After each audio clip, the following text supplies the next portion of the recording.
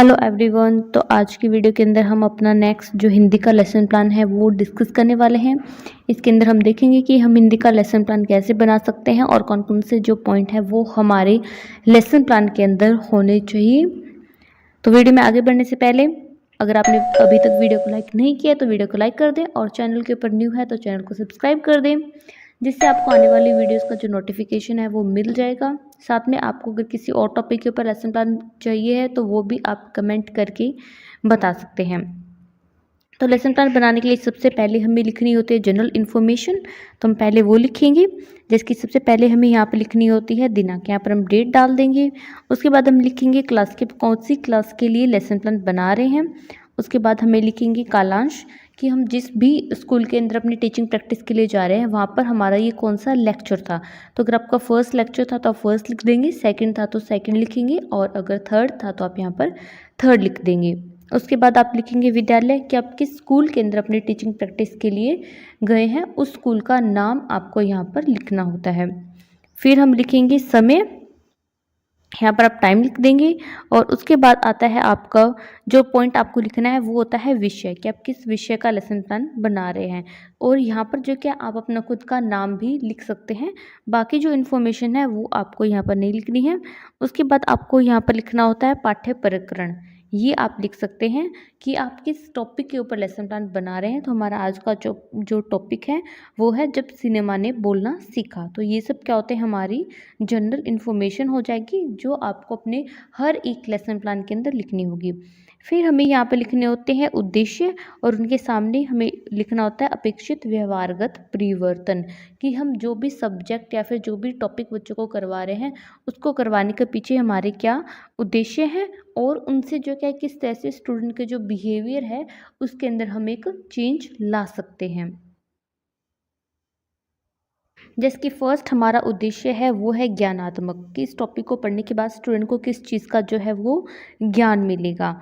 तो ये सब हम क्या लिख देंगे यहाँ पर, हमारे ज्ञानात्मक संबंधित विषय। फिर आते हैं अर्थ ग्रहण, कि इस टॉपिक को पढ़ने के बाद किस चीज़ के बारे में वो अच्छे से जान सकेंगे। तो ये क्या होंगे, हमारे अर्थ ग्रहण संबंधी उद्देश्य। फिर आती है अभिव्यक्ति, कि किस तरह का उनका अभ्यास यहाँ पर होगा इस टॉपिक को पढ़ने के बाद। जिसके विद्यार्थी अब सिनेमा ने बोलना सीखा नामक पाठ का शुद्ध वाचन व शुद्ध लेखन का अभ्यास कर सकेंगे। फिर आते हैं कौशलात्मक, कि इस टॉपिक को पढ़ने के बाद उनमें किस तरह का जो कौशल है वो विकसित होगा। तो आप उनके कौशल से संबंधित उद्देश्य लिख देंगे। फिर आते हैं अभिरुचि, कि इस टॉपिक को पढ़ने के बाद बच्चों में किस तरह की जो रुचि है वो उनके अंदर विकसित होगी। और फिर आते हैं अभिवृत्ति, कि किस तरह की अभिवृत्ति का उनके अंदर विकास होगा, किस तरह से वो इस टॉपिक से जो उनको नॉलेज मिलेगी उसका अपनी जो लाइफ है उसके अंदर यूज़ कर सकेंगे। तो ये सब हमारे उद्देश्य होते हैं। सहायक सामग्री, जैसे कि कोई भी टॉपिक हम बच्चों को करवा रहे हैं तो हम कुछ इस तरह के मटेरियल का यूज़ करते हैं क्लास के अंदर, जैसे कि चौक है, डस्टर है, ब्लैक बोर्ड है। तो आपने भी अगर कुछ इस तरह का मटेरियल यूज़ किया है तो उसको आप सहायक सामग्री के अंदर इस तरह से यहाँ पर लिख देंगे।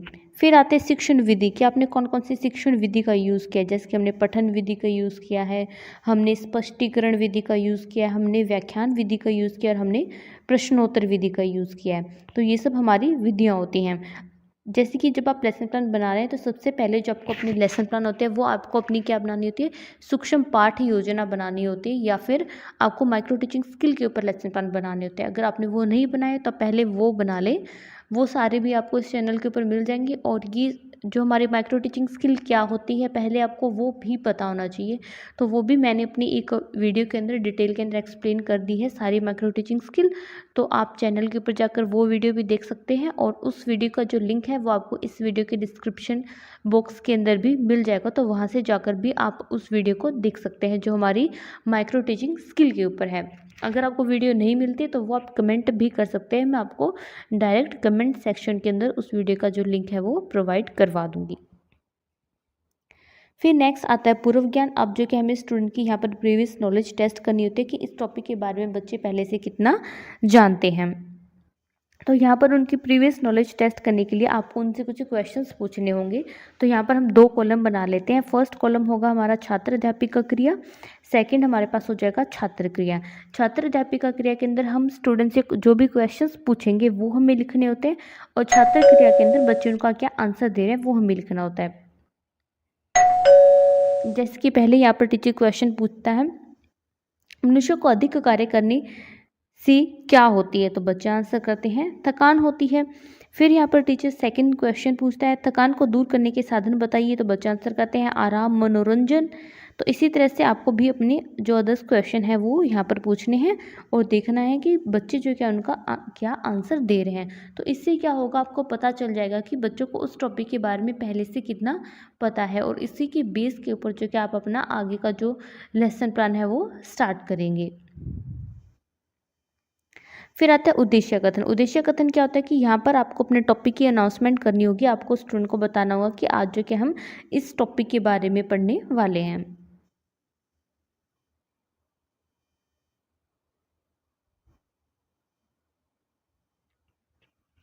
नेक्स्ट आती है हमारे पास जो पॉइंट होता है वो होता है प्रस्तुतिकरण। अब जो भी हमारा टॉपिक होगा उसको हम यहाँ पर डिटेल के अंदर एक्सप्लेन करना स्टार्ट कर देंगे।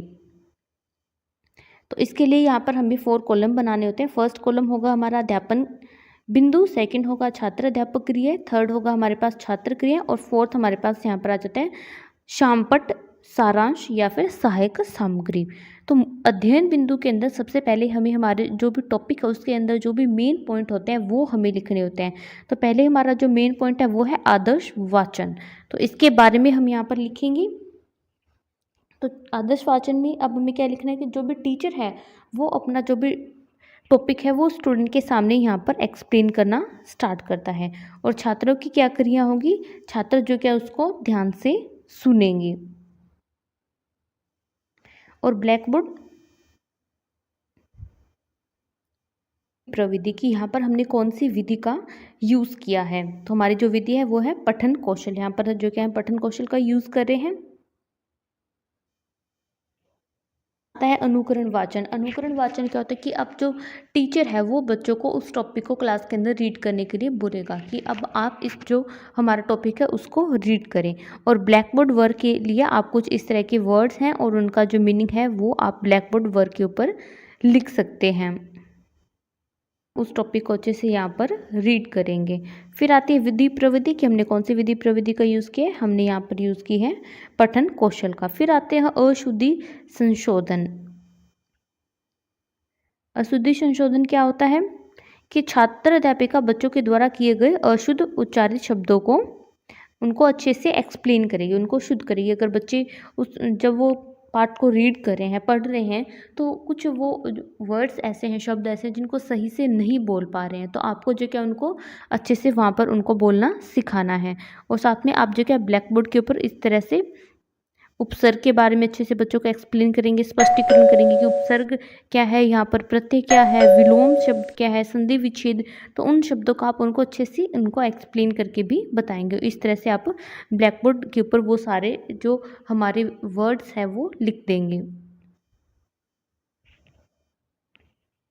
नेक्स्ट आते हैं हमारे यहाँ पर विधि प्रविधि की। यहाँ पर हमने कौन सी विधि यूज़ की है, तो हमने यहाँ पर यूज़ की है स्पष्टीकरण व शामपट्ट कौशल का हमने यूज़ किया है। नेक्स्ट आते हैं कठिन शब्द का जो निवारण है। तो अब जैसे कि हमने ऊपर ब्लैक बोर्ड के ऊपर कुछ डिफ़िकल्ट वर्ड्स लिखे थे, उनका मीनिंग लिखा था, यहीं पर हमें वैसे ही स्टूडेंट को कुछ डिफ़िकल्ट वर्ड्स और उनका मीनिंग यहाँ पर बताना है। तो वीडियो में आगे बढ़ने से पहले अगर आपने अभी तक वीडियो को लाइक नहीं किया तो वीडियो को लाइक कर दें, और चैनल के ऊपर न्यू है तो चैनल को सब्सक्राइब कर दें, जिससे आपको आने वाली जो भी हमारी वीडियोस हैं उनका नोटिफिकेशन मिल जाए।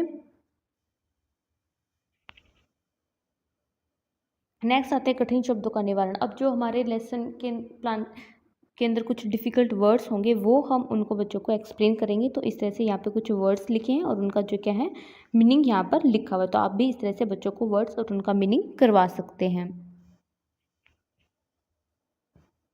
नेक्स्ट पॉइंट हमारे पास आता है विधि प्रविधि कि हमने कौन सी विधि प्रविधि यूज़ की है। तो यहाँ पर हमने यूज़ किया है स्पष्टीकरण व शामपट्ट कौशल। फिर आता है बोध प्रश्न। अब जो हम बच्चों से कुछ क्वेश्चंस भी पूछेंगे ये जानने के लिए जो भी टॉपिक हम बच्चों को करवा रहे हैं वो उनको समझ में आ रहा है या फिर नहीं आ रहा है। तो इसी तरह से आप बच्चों से क्वेश्चन पूछेंगे और देखेंगे कि बच्चे उनका क्या आंसर यहाँ पर दे रहे हैं। वो जो भी आंसर दे रहे हैं उसको आप चाहें तो ब्लैक बोर्ड के ऊपर भी लिख सकते हैं। फिर इसी तरह से हम उनसे सेकंड क्वेश्चन पूछेंगे और फिर हम उनसे थर्ड क्वेश्चन पूछेंगे। तो इस तरह से आपको भी स्टूडेंट से जो है क्वेश्चंस पूछते जाना है और जो भी बच्चे आंसर देंगे वो आपको यहाँ पर लिख देना है। फिर हम उनसे नेक्स्ट क्वेश्चन पूछेंगे और उसके बाद जो है हमारा फोर्थ क्वेश्चन होगा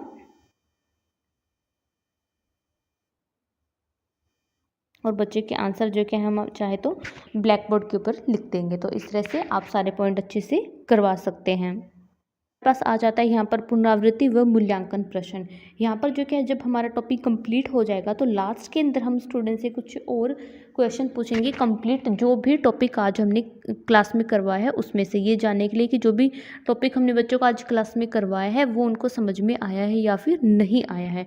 तो इस तरह से आप भी कुछ क्वेश्चन स्टूडेंट से पूछ सकते हैं और गृह कार्य के लिए आप उनको यहाँ पर होमवर्क में अपने चॉइस के अकॉर्डिंग आप उनको होमवर्क दे सकते हैं। तो इस तरह से जो क्या है हमारा जो लेसन प्लान है वो कंप्लीट हो जाता है। आई होप वीडियो आपको हेल्पफुल लगा है तो वीडियो को लाइक ज़रूर करें और चैनल को सब्सक्राइब कर दें जिससे आपको आने वाली वीडियो का नोटिफिकेशन मिल जाए और आप हमें भी इस तरह से सपोर्ट कर सकते हैं। साथ में आप इसको अदर स्टूडेंट के साथ शेयर भी कर दें।